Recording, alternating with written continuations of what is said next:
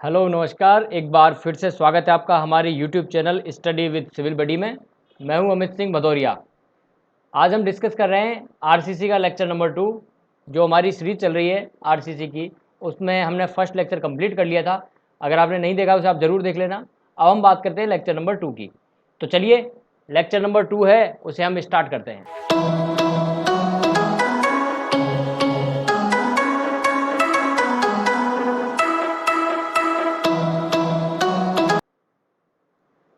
तो lecture number 2 में जैसे मैंने आपको लास्ट वीडियो में भी मैंने बताया था आपको, वही काम हम करने वाले हैं कि कुछ बातें हमने कर ली थी।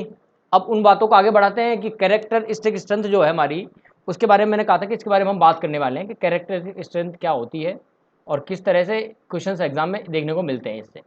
तो देखिए, पहली बात तो ये है कि इसकी जो डेफिनेशन है, वो डेफिनेशन आपको IAS 456 में एग्जैक्टली यही मिल जाएगी, वहीं से कॉपी किया हुआ है पेज नंबर 15 पर। तो IAS 456 में पेज नंबर 15 पर ये लिखा हुआ है, it is the strength of material below which not more than 5% of the test result are expected to fall. मतलब इसका मतलब क्या है? इसका मतलब ये है कि मान लीजिए अगर 100 आपने क्यूब लिए और 100 क्यूब को आपने कास्ट करके और आप उनकी स्ट्रेंथ को चेक किया, है ना, और आपको मान लीजिए आपकी टारगेट स्ट्रेंथ जो है ना, वो मान लीजिए 20 है, 20 न्यूटन पर mm² है, यानी कि M20 का आप ब्लॉक बना रहे हैं, M20 कंक्रीट है मान लीजिए। तो उन 100 में से मात्र और मात्र ऐसे 5 ब्लॉक ही होंगे जो कि फेल हो जाएंगे अगर उनके ऊपर इतना लोड आता है तो। ठीक है, इतना या इससे ज़्यादा लोड आया तो वो फेल हो सकते हैं। मतलब कि ये है कि 100 में से केवल 5 ही ब्लॉक फेल हो सकते हैं। इसका सीधा सिंपल ये मतलब है, उससे ज़्यादा मतलब समझना भी नहीं है। आप बस ये याद रखना कि कैरेक्टर स्ट्रेंथ का जो कुछ क्राइटेरिया है, उसकी कुछ डेफिनेशन है, उसमें 5% को लेकर कुछ कहा गया है। और 5% एग्जैक्टली है क्या? 5% ये है कि भाई आपके अगर 100 ब्लॉक हैं, 100 में से 5 ब्लॉक फेल हो सकते हैं, बाकी 95 जो ब्लॉक हैं वो आपके क्या होंगे? वो फेल नहीं होंगे उस पर्टिकुलर स्ट्रेंथ पर। यानी उनकी स्ट्रेंथ क्या होगी? उस पर्टिकुलर स्ट्रेंथ से या तो ज़्यादा होगी या उसके बराबर होगी। ये कैरेक्टरिस्टिक स्ट्रेंथ की बात।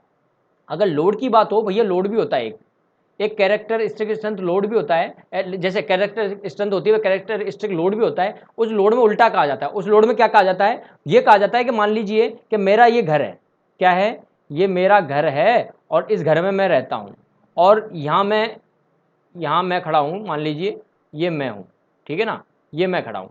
अब मैं ये अपने घर को देख रहा हूँ, मेरे घर के ऊपर क्या हो रहा है कि बाहर से एक्सटर्नल लोडिंग आ रही है, और मैंने अपने घर को डिज़ाइन किया हुआ है। और मैंने डिज़ाइन किस हिसाब से कर रखा है? मैंने कह रखा है, मैंने डिज़ाइन जो कर रखा था, मैंने कहा था कि मेरी जो लोड लेने की कैपेसिटी है मकान की, जो इसमें कैरेक्टरिस्टिक लोड है, वो है आपका 100 न्यूटन पर mm² का, मैंने ये बोल रखा है।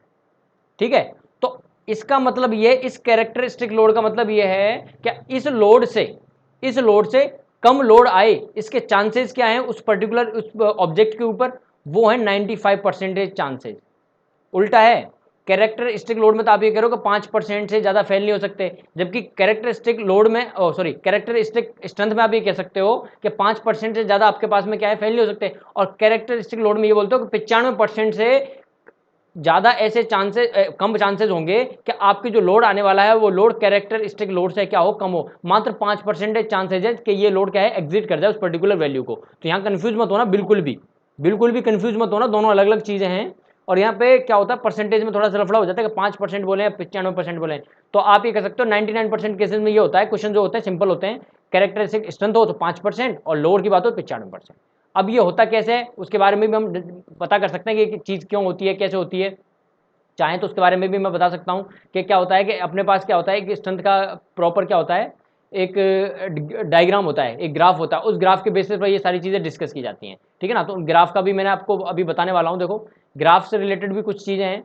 जैसे ये ग्राफ है, इस ग्राफ को अगर आप देखोगे, ठीक है ना, इस ग्राफ में मैंने यहाँ पे डिफाइन कर रखा है। तो यहाँ पे 5% को कैसे डिफाइन करना है, 95% का क्या मतलब है, कैसे ये वैल्यू डिफाइन होती है, तो वो चीज़ अभी यहाँ पे मैं डिस्कस कर दूंगा। ठीक है ना, तो वो चीज़ भी समझ में आ जाएगी, आप बिल्कुल भी कंफ्यूज मत होना। उससे पहले कुछ इंपॉर्टेंट बात है वो मैं आपको बता देता हूँ। देखो क्या इंपॉर्टेंट बात है कि मॉडुलस ऑफ इलास्टिसिटी जो है कॉन्क्रीट की, इससे बहुत क्वेश्चन देखने को मिलते हैं एग्जाम में।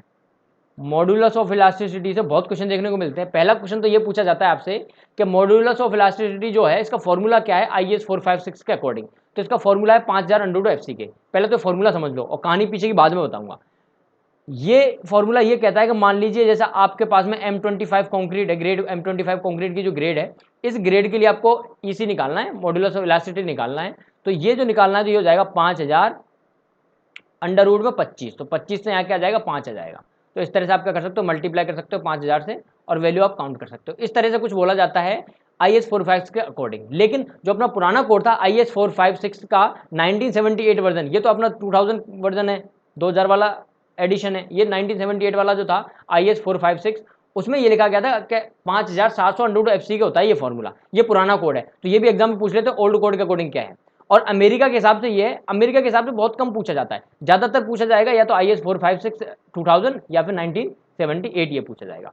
अब यहाँ पे एक अंदर की बात समझ लो, ये जो है ना ये बेसिकली शॉर्ट टर्म है, शॉर्ट टर्म मॉड्यूलस इलास्टिसिटी है। अभी शॉर्ट टर्म क्या है, लॉन्ग टर्म क्या है, ये भी मैं बता देता हूँ। और अगर आप चाहो तो एक चीज़ और बता देता हूँ, ये चीज़ आप याद रख सकते हो। देखो ये चीज़ आप याद रख सकते हो, क्या होता है कई बार एग्जाम्स में क्या है, ये चीज़ पूछ ही ना जाए, लेकिन फैकल्टीज या साथ वाले लोग हैं ये चीज़ पूछ लेते हैं या डाउट वगैरह में आ जाती है हमारे, ठीक है। तो एक चीज़ मैं बता देता हूँ कि मान लो आपने एक ग्राफ बनाया, एक ग्राफ बनाया आपने, ग्राफ बनाया किसके बीच में, स्ट्रेस और स्ट्रेन के बीच में।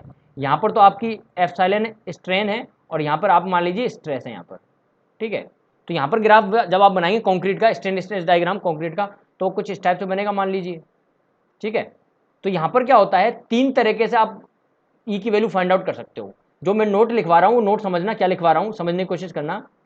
जो मॉड्यूलस ऑफ इलास्टिसिटी है ई कंक्रीट की, ये तीन टाइप की होती है। कितने टाइप की होती है, तीन टाइप की होती है, समझना।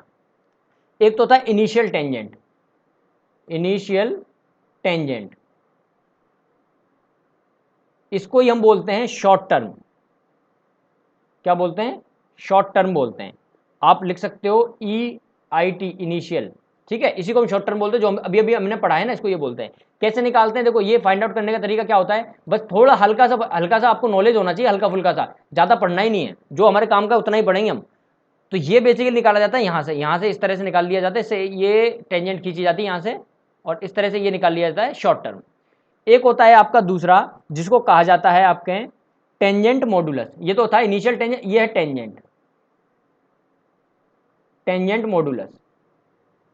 ये टेंजेंट मॉडुलस, इसको आप लिख सकते हो ET से लिख लो इसको, है ना, ET से लिख सकते हैं इसको। अब ये क्या है, बेसिकली ये निकाला जाता है किस तरह से, टेंजेंट जो मॉडुलस है, ये जो स्ट्रेस वाला जो एक पॉइंट आता है वहां से क्या कर ली जाती है, एक टेंजेंट निकाली जाती है इस तरह से। ये होता है लगभग 85% के आसपास स्ट्रेस पॉइंट होता है, जहां से लगभग कांस्टेंट आने लग जाती है वैल्यूज। तो ये जो बनाया है आपने, ये होता है टेंजेंट मॉडुलस। एक तीसरा और होता है भैया, second modulus, SECANT, second modulus. अब सेकेंड मॉडुलस क्या होता है एक्चुअल में, कि आप क्या करते हो कि जो स्ट्रेन वाला ये जो पॉइंट है, इसको यहाँ इस तरह से मिलाते हो और यहाँ से एक पॉइंट लेते हो, एक पॉइंट यहाँ से लेते हो, इन दोनों पॉइंट को क्या कर देते हो, कनेक्ट कर देते हो, ज्वाइन कर देते हो, ठीक है ना। आप चाहो तो इस पेन को क्या कर लेते हैं, थोड़ा सा दूसरा ले लेते हैं, तो इस तरह से आप ज्वाइन कर लेते हो। तो ये क्या होता है, ये होता है आपका सेकेंड वाला। तो ये तीन अलग अलग होते हैं। तो आपको एग्जाम में क्या पूछते हैं, एग्जाम में नाम पूछ लेते हैं कई बार, है ना। तो ये नाम याद रखने के तीन तरीके से मॉड्यूलस इलास्टिसिटी ऑफ कंक्रीट निकाल सकते हैं। ये इनके तीन नाम है, ये उसका डायग्राम है, हल्का फुल्का आपको इमेज माइंड में रहनी चाहिए, ताकि ऐसा ना लगे कि यार सर ने तो बताया नहीं, कुछ था ऐसा, ठीक है। और हाँ, एग्जाम में ये जरूर पूछ लिया जाता है, आप चाहो तो ये लिख लो, आप अपने नोट्स में ये नोट ऐड कर लो।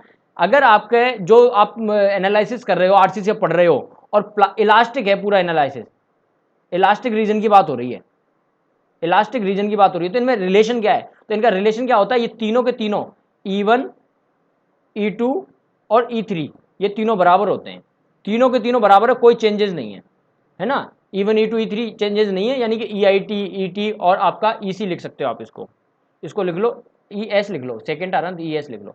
लेकिन अगर आपका रीजन जो है, रीजन वो प्लास्टिक नहीं है, इन इलास्टिक हो गया, क्या हो गया भैया, इन इलास्टिक हो गया, इन इलास्टिक। तो इन इलास्टिक के केस में क्या हो जाएगा, ये अब चेंज हो जाएगा क्राइटेरिया। तो ये हो जाएगा इनिशियल की जो वैल्यू आती है, यानी कि इलास्टिसिटी जो है अपना शॉर्ट टर्म, उसकी तो ज़्यादा आती है वैल्यू। सेकंड नंबर पे जो आता है वो आता है आपका टेंजेंट वाला, और सबसे कम जो वैल्यू आती है वो आती है सेकंड की। सेकंड जो है, अच्छा ये तो ज़्यादा बना दिया मैंने, कम बनाना है भाई, कम बनाना है, ऐसी गलती नहीं करनी है ना। तो ये सबसे कम हो गया आपका कौन सा, ES, यानी कि सेकंड वाला है, इसकी वैल्यू सबसे कम आती है। तो ये रिलेशन है, ये रिलेशन क्या है आप याद रख सकते हो, ये एग्जाम में एक बार पूछ लिया गया था, तो ये आपको पता होना चाहिए, ठीक है। चलिए अब आगे की बात कर लेते हैं, शॉर्ट टर्म बता दिया मैंने, अब बात करते हैं लॉन्ग टर्म। जो long term modulus of elasticity है, ठीक है, जो कि आपका क्रीप जो है इफेक्ट, उस क्रीप इफेक्ट को इंक्लूड करता है, उसका फॉर्मूला होता है E theta equal to EC upon 1 plus theta. अब EC क्या है, EC जस्ट वो है जो आपने अभी अभी ऊपर पढ़ा है, ऊपर अभी अभी हम पढ़ के आए ना, वो ईसी है। ईसी निकालने के लिए अब डिपेंड करता है IAS 456 है, तो आप क्या कर सकते हो 5000 √FC के करके और वैल्यू फाइंड आउट कर सकते हो, है ना। अभी अभी जो हमने पढ़ा है ना सेम, अभी जस्ट अभी पढ़ा ये। अच्छा, अब बात कर लेते हैं थीटा की, थीटा क्या है। थीटा क्या है, ये थीटा है क्रीप कोफिशिएंट। क्या है, क्रीप कोफिशिएंट। इसकी वैल्यू अलग अलग होती है, ठीक है। अब इसकी वैल्यू समझना क्या क्या होती है। 1 ईयर के लिए होती है 1.1, 28 डेज के लिए होती है 1.6 और 7 डेज के लिए होती है 2.2। ये इंपॉर्टेंट है। अब यहाँ पे क्या होता है, कंफ्यूजन होता है किसके लिए कितनी होती है, लेकिन हाँ इतना जरूर होता है कि यार या तो ये बढ़ रही है या ये घट रही है, कुछ ना कुछ तो होता है। तो याद करने का तरीका बता देता हूँ। यहाँ लिखा है 1 ईयर, तो 1 ईयर से आएगा 1 यानी 1.1, 1 ईयर के लिए होता है।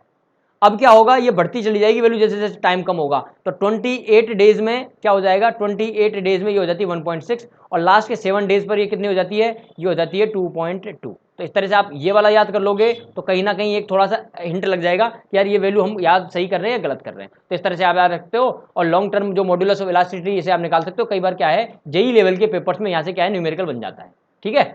चलो अब देखो आगे की बात कर लेते हैं। कैरेक्टरिस्टिक स्ट्रेंथ जो है आपकी, वो मीन स्ट्रेंथ पर कैसे डिपेंड करती है, और आपकी जो मीन स्ट्रेंथ है वो आपकी स्टैंडर्ड डेविएशन पर कैसे डिपेंड करती है। अगर जो लोग पहले से जुड़े हुए हैं, नोट करना, उनको पता होगा मैंने क्या है कम्युनिटी में क्वेश्चन डाला था। और हाँ एक चीज और बता दूं, कम्युनिटी से अब रेगुलर जुड़े रहना। कम्युनिटी में मैं क्या करने वाला हूँ, पर डे आपको कुछ ना कुछ नई चीजें, नए कंसेप्ट या नया फॉर्मूला या कोई नया क्वेश्चन, कुछ अटपटा क्वेश्चन जिसमें डाउट हो या कुछ नया सीखने को मिल रहा हो, ऐसी चीज अपलोड करूंगा। साथ ही साथ में मैं जो फेसबुक जो पेज बनाया है उस पर भी RSMSSB जेई से रिलेटेड मैंने वहाँ पे क्वेश्चन वगैरह अपलोड किए हैं, वो भी आप देख सकते हो। इसके अलावा जो आप डायरेक्ट जो व्हाट्सएप पे जुड़े हुए बच्चे हैं, टेलीग्राम पे जुड़े हुए, उनको तो मैं प्रोवाइड करता ही रहता हूँ, लेकिन फेसबुक और यहाँ पर कम्युनिटी वाला ये मैं नया स्टार्ट कर रहा हूँ, तो ये आप जरूर ज्वाइन कर लेना, है ना, देखते रहना पर्टिकुलर। देखो क्या था क्वेश्चन, मैंने ये डाला था कि स्टैंडर्ड जो डेविएशन है, स्टैंडर्ड डेविएशन किस तरह से डिपेंड करता है मीन स्ट्रेंथ पर। ये मीन स्ट्रेंथ पर कैसे डिपेंड करता है, ये आया हुआ क्वेश्चन है, प्रीवियस ईयर में आया हुआ क्वेश्चन है स्टेट में, तो ये किस तरह से डिपेंड करता है, ये क्वेश्चन था। तो चलो इसको देख लेते हैं किस तरह डिपेंड करेगा। यहाँ पे FC के है, ठीक है, इक्वल टू में क्या है FM है, माइनस का 1.65 सिग्मा है। अब मुझे चाहिए इन दोनों में रिलेशन, तो मुझे क्या करना पड़ेगा, इसको मुझे उधर ले जाना पड़ेगा, ले जाना पड़ेगा ना। तो ये क्या हो जाएगा FCK plus 1.65 sigma equal to FM। तो ये क्या है, लीनियर इक्वेशन नहीं बन गई, एक लीनियर इक्वेशन बन गई। यानी कि जैसे जैसे आप क्या करते हो, जैसे जैसे आप FM की वैल्यू बढ़ाओगे सिग्मा में भी चेंज देखने को मिलेगा, सिग्मा में चेंज करोगे तो आप FM में भी देखने को मिलेगा। यानी कि दोनों में क्या है, लीनियर इक्वेशन बनती है। एक क्वेश्चन पूछा था किस तरह की इक्वेशन बनती है, बढ़ेगा घटेगा, तो इस तरह से याद रखना आप, ठीक है।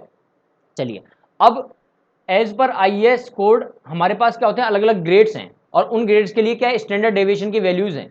अब यहाँ पर क्या है, एक इंपॉर्टेंट बात है जो मैं आपको डिस्कस कर लेता हूँ कि यहाँ पे क्या है, रिवीजन आ चुका है। जो बच्चे हैं जिनको नहीं पता उनको मैं बता दूं कि IAS 456 जो कोड है ना, उस कोड में कुछ बदलाव हुए हैं। इस 2000 कोड में कुछ बदलाव हुए हैं, और बदलाव वो क्यों हुए हैं, लगभग 30 से ज़्यादा कुछ बदलाव हुए हैं। लेकिन एग्जाम के दृष्टिकोण से अगर हम देखें तो हमारे लिए जो काम के हैं वो 5 से लेकर 8 बदलाव है, वो एग्जाम के हिसाब से काम के हैं। वो बदलाव का मैंने वीडियो भी बनाया है। IAS 456 की जो सीरीज है उस सीरीज को मैंने कंटिन्यू किया, तो जो लास्ट वाला वीडियो बनाया सबसे लास्ट में, वो इसी पर बेस्ड है कि अमेंडमेंट नंबर 4 और अमेंडमेंट नंबर 5 इनमें क्या क्या चेंजेस हुए हैं।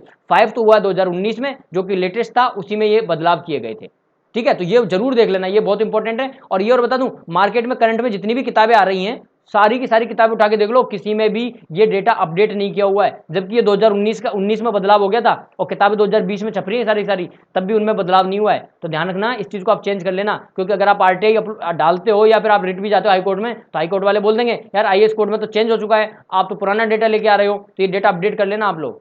देखो ग्रेड की बात कर लेते हैं कि जो ग्रेड है IAS कोड के हिसाब से अलग अलग ग्रेड में बांटा गया है, और उन ग्रेड के हिसाब से क्या है कि सिग्मा की वैल्यू है। तो M10 से M15 तक आपकी वैल्यू आएगी 3.5, और M20 से M25 तक आएगी 4, और M30 से M60 तक कितनी आएगी, ये आएगी 5.0 यानी 5। यानी कि 3 ही वैल्यू है, 3.5, 4 और 5, 3.5, 4 और 5। 20 और 25 के लिए याद रखना, ये ज्यादातर एग्जाम में पूछा जाता है। ये कितनी वैल्यू होती है, 4 होती है। कितनी होती है, 4 होती है वैल्यू। तो अगर आपसे FC के पूछ रहा हो, FM दे दिया हो, तो सिग्मा आप अपनी तरफ से वैल्यू पुट करके फाइंड आउट कर सकते हो। अब ये जो फॉर्मूला है, इस फॉर्मूले पे विचार कर लेते हैं किस तरह से बना हुआ है, और वो 5% का जो क्राइटेरिया मैंने बताया था, फेल होना चाहिए नहीं होना चाहिए, उससे किस तरह से रिलेशन है। ये डायग्राम है आपके सामने, है ना, ये फिगर है। इसको देखो, इसका नाम, इसको एक चीज और बोलते हैं, इसको बेल्स कर्व भी बोलते हैं। ये एग्जाम में पूछा हुआ है ना, ये एग्जाम में पूछा हुआ, ये इसमें बेल्स कर्व भी बोलते, इसी को बोलते हैं, नॉर्मल डिस्ट्रीब्यूशन कर्व भी बोलते हैं। इसके हिसाब से देखो क्या है कि यहां तो मेरी क्या है, मीन स्ट्रेंथ है, ये मेरी मीन स्ट्रेंथ है मिड में, यहाँ मेरी मीन स्ट्रेंथ है। और हाँ, गेट में इससे है ना लगभग 2 या 3 साल में एक बार जरूर पूछा जाता है, पिछली 2 सालों से तो गेट में क्वेश्चन बन रहा है इस पर्टिकुलर इसी डायग्राम से, है ना। वो बोल देते हैं कि अगर आपकी एफसी के जो है मीन स्ट्रेंथ एफएम के बराबर हो जाए, है ना, एफएम के बराबर हो जाए, तो उस केस में एफसीके की वैल्यू क्या होगी, या सिग्मा की वैल्यू जो डेविएशन है वो डेविएशन क्या हो जाए, 0 हो जाए, या इतनी वैल्यू हो जाए, उतनी वैल्यू हो जाए, इस तरह से क्वेश्चन पूछ लेते हैं। ठीक है, तो ये आपका क्या है, ये आपकी मीन स्ट्रेंथ है यहाँ पर, और यहाँ पर आपकी कैरेक्टरिस्टिक स्ट्रेंथ है। अभी कैरेक्टरिस्टिक स्ट्रेंथ यहाँ क्यों आई, यहाँ इसलिए आई क्योंकि ये जो पूरा डायग्राम है ना, ये डायग्राम शो करता है वेरिएशंस को, डेविएशंस को, कि फ्रीक्वेंसी आपकी कैसी है, कि कितनी फ्रीक्वेंसी आपके पास है। तो एक पर्टिकुलर हमारे पास क्या था, हमारे पास 5% की फ्रीक्वेंसी थी कि 5% तक डेटा क्या है, वेरी करेगा, यानी फेल 5% हो सकता है। तो यानी कि ये जो एरिया है, इससे इधर वाला एरिया जिसको मैं हैच कर रहा हूं, ये वाला एरिया 5% को शो करता है। तो इसके अलावा जो बचा हुआ एरिया वो हमारे काम का है। तो हमको क्या करना है, हमको निकालनी है वैल्यू यहां से लेके यहां तक की, ये कितना होगा, ये कितना होगा, तो ये होता है 1.65 सिग्मा। तो ये वैल्यू हमको क्या करनी पड़ती है, सिग्मा इसमें से माइनस करनी पड़ती है, तब हम कहां पहुंचेंगे, यहां पहुंचेंगे। आप ऐसा समझ लो, यहां है 0, यहाँ है 50 और यहाँ है 100, ये 3 वैल्यूज दे रखी है, और मुझे चाहिए इस जगह पर वैल्यू। तो आप क्या करोगे, यहाँ से यहाँ तक की जो वैल्यू है उसको अगर आप माइनस कर दो 50 में से, तो आप यहाँ आ जाओगे। तो ये वैल्यू कितनी है, 1.5 सिग्मा है, 1.65 सिग्मा है, उसको अगर आप माइनस कर दोगे तो एफ सी के पर आ जाओगे। अब क्वेश्चन ये जनरेट होता है कि सर ये 1.65 सिग्मा ही क्यों माइनस कर रहे हो आप, इसके बारे में क्या है विचार। ठीक है, तो अब जो मैं बात बता रहा हूँ वो आपको याद नहीं रखनी है, जो मैं बता रहा हूँ ये ज्ञान की बात है, ज़्यादा याद नहीं रखनी है। ये है एग्जैक्टली कर्व, यहाँ पर आपको स्टैंडर्ड डेविएशन और मीन की वैल्यू दी हुई है, यहाँ पर होता है मीन। अगर आपके कर्व में या आपके रिजल्ट्स में 34.1% का डेविएशन है, तो आपकी वैल्यू हो सकती है प्लस सिग्मा या माइनस सिग्मा, और ये आपका क्या हो जाता है, ये एरिया हो जाता है वेरिएशन का, कि ये इतना वेरिएशन आ रहा है आपके पास में। अगर आपके में 13.6% और ऐड हो जाए, तो ये वैल्यू इधर ऐड हो जाएगी, इधर हो जाएगी, तो ये वैल्यू देगी माइनस का 2 सिग्मा प्लस का 2 सिग्मा। हमारे पास क्या है, हमारे पास जो वैल्यू दे रखी है उसमें 5% दिया हुआ था, कितना है 5%। अब 5% देख लो, यहाँ पर तो है 0.1%, यहाँ पर है आपके कितना 2.1%, और यहाँ पर आपका कितना है 2 सिग्मा है, यहाँ पर 13.6% है। तो हमारी वैल्यू आएगी कहाँ, इन दोनों के बीच में, इन दोनों के बीच में आएगी। यानी कि हमारी जो वैल्यू आने वाली वो सिग्मा और 2 सिग्मा, वो भी माइनस के, इन दोनों में से कहीं हम अप्रोच करने वाले हैं। तो यहाँ पर क्या होता है, बीच में स्टडी करके उन्होंने पॉइंट निकाला और वो वैल्यू आई है 1.65 सिग्मा एग्जैक्टली, किसके लिए, 5% के लिए। तो एग्जाम में क्या कर लेते हैं, एग्जाम में कई बार क्या हो जाता है कि एग्जाम में, गेट एग्जाम में बात कर रहा हूं, वहां पर आपको बोल दिया जाएगा कि जो हमारे कैरेक्टरिस्टिक स्ट्रेंथ की जो डेफिनेशन है ना, अगर उस डेफिनेशन में 5% ना आए वेरिएशन, उसकी जगह 2.1% आ जाए तो क्या होगा, 13.6% आ जाए तो क्या होगा। तो इस तरह के क्वेश्चन पूछ लेते हैं, तो ये ज्ञान की बात हो जाती है, तो आप इनको याद रख सकते हो। चलिए, अभी जेई लेवल की बातें हो रही हैं, लेकिन क्या होता है कि जब जरूरत पड़ती है ना, कि मतलब लगता है कि हाँ ये चीज़ें पता होनी चाहिए बच्चे को, फ्यूचर में कहीं से भी क्वेश्चन बन सकता है, तो वो मैं बता देता हूँ। ठीक है, चलिए अब बात कर लेते हैं strength of concrete depend on the days की, कि किस तरह से दिनों पर डिपेंड करती है। आपने क्या किया, मैंने क्या किया, मैंने क्यूब बना लिया, क्यूब के ऊपर टेस्टिंग वगैरह कर ली, और टेस्टिंग की मैंने 3 दिन में, फिर मैंने टेस्टिंग की भैया 7 दिन में, फिर मैंने टेस्टिंग की 28 दिन में, फिर मैंने की 2 मंथ में, फिर मैंने की 6 मंथ में, और फिर मैंने की 1 साल में। तो इनमें क्या है, अलग अलग बदलाव आएगा क्या, बिल्कुल बदलाव आएगा। तो ये बदलाव कितना आता है, कब कितनी स्ट्रेंथ होती है, एग्जाम में क्वेश्चन पूछ लेते हैं, पता होना चाहिए। तो 3 दिन की जो स्ट्रेंथ होती है वो तो होती है लगभग 40 से 50%, जो आपका एफसीके है उसकी बात कर रहा हूँ, उसके कंपेरिजन में। 7 दिन में ये आ जाता है लगभग 70%। एग्जाम में 2/3 भी आपको देखने को मिल जाएगा, कई बार 67 पॉइंट समथिंग कुछ देखने को मिल जाएगा। 28 दिन में ये अपनी 100% अचीव कर लेता है। और यहाँ पे एक नोट कर लेना भैया, एक नोट कर लेना, नोट क्या कर लेना, एक्चुअल में यानी कि भैया रियल में है ना, ये 99% ही अचीव करता है। मतलब ये मान के चलो कि अगर आपने M100 का कोई क्यूब बनाया तो M100 में ये 100 नहीं अचीव कर पाएगा, 99 न्यूटन पर mm स्क्वायर ही अचीव कर पाएगा। ये कहने का मतलब है, मतलब 100% नहीं कर पाता है, लेकिन क्योंकि थ्योरेटिकल हम पढ़ रहे हैं, रियल ये जो डेटा है 99% का, ये एक्चुअल डेटा है जो कास्ट किया जाता है फील्ड में, लेकिन हम बुक्स में पढ़ते हैं तो यहाँ 100% आ जाता है। ठीक है, 2 मंथ में ये वैल्यू हो जाती है लगभग 1.1% या 10% बढ़ जाता है, 6 महीने में हो जाती है लगभग 1.2% और 1.2 टाइम्स, और ये 1 साल में हो जाती है 1.24 टाइम्स, यानी 24% बढ़ जाती है 1 साल में। यहाँ 20%, यहाँ 10%, यानी कि जो एफसीके है आपकी 28 डेज की जो स्ट्रेंथ है, उस स्ट्रेंथ में क्या है, धीरे धीरे वेरिएशन होता है टाइम के साथ में, लेकिन वो टाइम के साथ में बहुत कम होता चला था। देखो यहाँ 10% बढ़ा था, ठीक है ना, 1.1 हुआ, फिर 1.2 हुआ, 1.2 टाइम्स हुआ, 1.24 टाइम्स हुआ। तो धीरे धीरे जैसे समय बढ़ेगा, स्ट्रेंथ जो गेन करने की क्षमता है, स्ट्रेंथ जो बढ़ रही है, वो समय के साथ में थोड़ी थोड़ी कम होती चलेगी। मैक्सिमम जो स्ट्रेंथ है, मतलब लगभग पूरी की पूरी स्ट्रेंथ वो 28 डेज में ही गेन कर लेता है, इसलिए 28 डेज को ही हम काउंट करते हैं। ठीक है भैया, ये भी याद रखना। चलिए अब ग्रेड ऑफ कंक्रीट की बात करते हैं। यहां पर भी रिवीजन आ चुका है, कोड में यहां पे भी बदलाव किया गया है, ध्यान रखना, कोड में यहां पे बदल दिया गया है। 3 तरह की हमारे पास कंक्रीट है, ग्रेड और कंक्रीट को 3 तरह की है। एक तो है ऑर्डिनरी कंक्रीट, एक है स्टैंडर्ड कंक्रीट और एक है high strength concrete. Ordinary concrete में हमारे पास में कितने हैं भैया, हमारे पास में 3, ठीक है ना, 3 टाइप के हमारे पास ग्रेड है। अब आते हैं स्टैंडर्ड कंक्रीट की तरफ। तो स्टैंडर्ड कंक्रीट में अगर हम बात करें तो आपके पास में 25, 30, 35, 40, 45, 50, 55 और भैया 60 ये आते हैं, यानी कि 1, 2, 3, 4, 5, 6, 7 और 8, यानी कि इसमें टोटल 8 ग्रेड आती हैं। ठीक है, अब बात करें हाई स्ट्रेंथ की, तो इसमें 65 से लेकर 100 तक आती हैं। अब बदलाव क्या हुआ है, रिवीजन क्या हुआ है, तो रिवीजन का आप एक वीडियो देख लेना, लेकिन अभी सिर्फ इतना बता दें तो बदलाव ये हुआ है कि पहले ये कहा जाता था कि भैया M25 से M55 जो है, M55 है, इतनी ही ग्रेड की जो ग्रेड्स हैं इनको स्टैंडर्ड कहा जाता है। लेकिन अब क्या हुआ है, 60 को क्या कर दिया, यहाँ पे बदलाव कर दिया, 60 को यहाँ लेके आ गए, कहाँ से, इस हाई स्ट्रेंथ कंक्रीट से, ये बदलाव है। ठीक है, चलिए, काफी बार एग्जाम क्वेश्चन पूछा जाता है, ये भी आप ध्यान रखना। चलिए अब बात कर लेते हैं आपसे कुछ और, जैसे कि जो अलग अलग ग्रेड्स हैं, उन अलग अलग ग्रेड्स जो मैंने अभी तक आपको बताई हैं, तो उनके बारे में मैंने ये नहीं बताया किसका कितना प्रोपोर्शन होता है, किसकी कितनी स्ट्रेंथ होती है, और कितनी क्वांटिटी आपको मिलानी पड़ती है 50 किलोग्राम ऑफ सीमेंट बैग के हिसाब से, और कितना उसके लिए वाटर रिक्वायरमेंट होता है IAS कोड के हिसाब से। ये IAS कोड के हिसाब से बता रहा हूँ मैं, जो IAS कोड है ना हमारा, उस IAS कोड के हिसाब से ये सारी चीजें मैं बता रहा हूँ। ठीक है, तो देखो क्या है, हमारे पास जो ग्रेड्स हैं वो ग्रेड्स हैं M5, M7.5, M10, M15, M20 और M25। अब इनके बारे में 2 बातें समझ लेना। जैसा मैंने अभी आपको बताया था कि ग्रेड्स की जितनी भी मैं बता रहा था चीज़ों के बारे में डिस्कस कर रहा था, मैंने क्या किया था, मैंने M10 से स्टार्ट किया था। ये वाले जो ऊपर वाले 2 हैं, इनके बारे में मैंने यूज़ नहीं किया, तो जनरली ये यूज़ नहीं होते हैं, तो इनको क्या है, लेकिन आपको याद रखना है कि हाँ इनके लिए कुछ वैल्यूज होती हैं, तो इनको लेफ्ट नहीं करना, बिल्कुल छोड़ना नहीं है।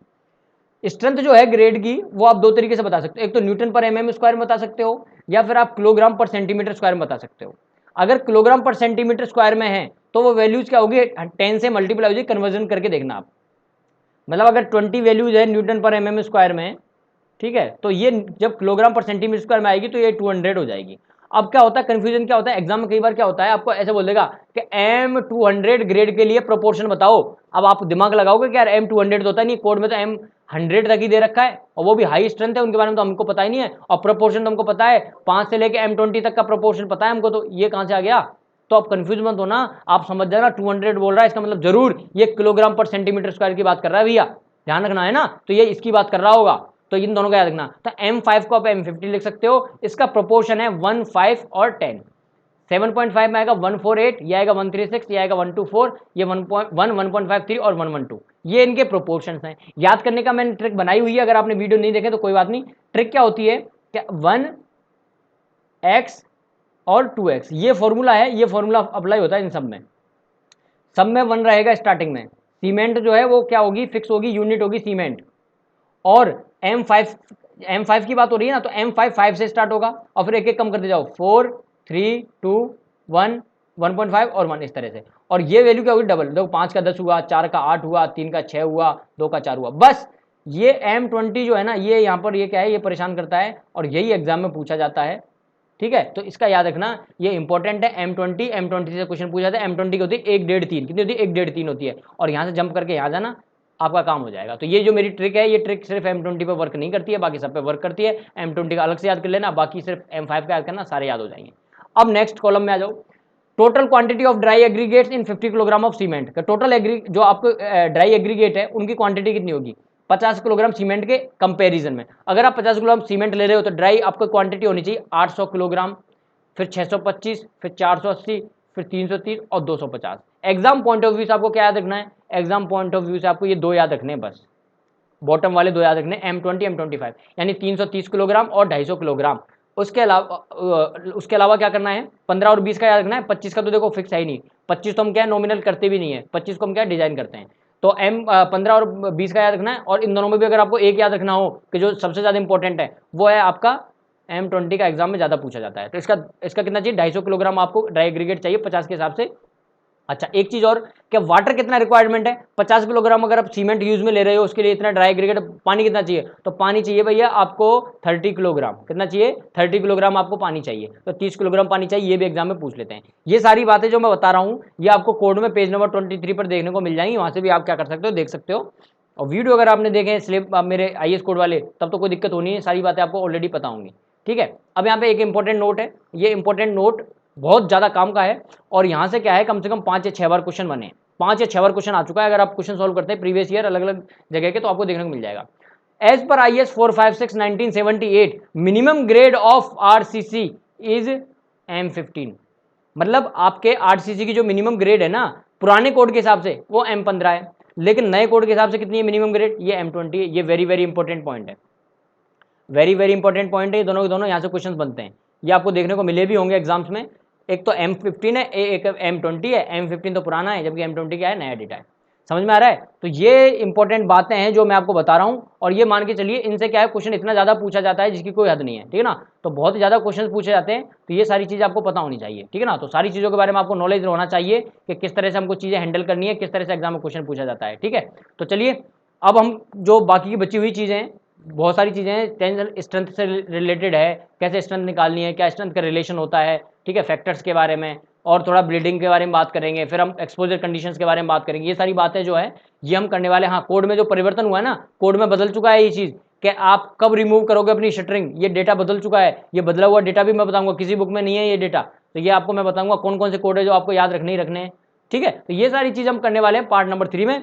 तो होप आपको ये चीज़ें समझ में आ रही होंगी, सबको सही चल रहा होगा। आप अपना जो है ना फीडबैक मुझे दे सकते हो, क्या करना कि आप कमेंट कर सकते हो, या मेरा व्हाट्सअप का जो नंबर है डिस्क्रिप्शन में जो बॉटम में दिया हुआ है, वहाँ आप मुझे मैसेज कर सकते हो कि सर आपका जो कोर्स है उस कोर्स में ये कमियां हैं, इन कमियों को आप दूर करो। डायरेक्टली आप मैसेज कर सकते हो, मैं फुल आपको परमिशन दे रहा हूँ, मैं आपको अधिकार दे रहा हूँ, क्योंकि देखो बात ऐसी है, अगर मैं आपको पढ़ा रहा हूँ, मैं आपका टाइम ले रहा हूँ, और आपको पता है टाइम इज मनी, जो समय है वो समय बलवान होता है, आपको पता है। तो अगर मैं आपका समय ले रहा हूँ तो आपको क्वालिटी वाली चीज़ें मिलनी चाहिए, समय बर्बाद नहीं होना चाहिए आपका मेरी वजह से, है ना। तो आप बोल सकते हो कि सर आप अपने कोर्स में ये चीज़ें ऐड करो, इन चीज़ों की कमी है, तो आप अपना फीडबैक दे सकते हैं। और अगर मैं बहुत अच्छा पढ़ा रहा हूँ, आपको लगता है हाँ सब कुछ बढ़िया चल रहा है, तो एक काम कर लेना, इस वीडियो को ज़्यादा से ज़्यादा शेयर करना अपने दोस्तों को। देखो चक्कर ये है, अगर आप शेयर करते हो तो मुझे बहुत ज़्यादा खुशी होगी, ज़्यादा व्यू आएंगे, आपको पता है जितने ज़्यादा व्यू आएंगे उतना ही मेरा चैनल ग्रो करेगा, ठीक है। आप सब्सक्राइब करते हो नहीं करते हो इससे ज़्यादा फर्क नहीं पड़ने वाला, लाइक करो ना करो, लेकिन आप शेयर जरूर करना, ठीक है। तो बहुत बहुत धन्यवाद, थैंक यू, मिलते हैं पार्ट नंबर 3 में,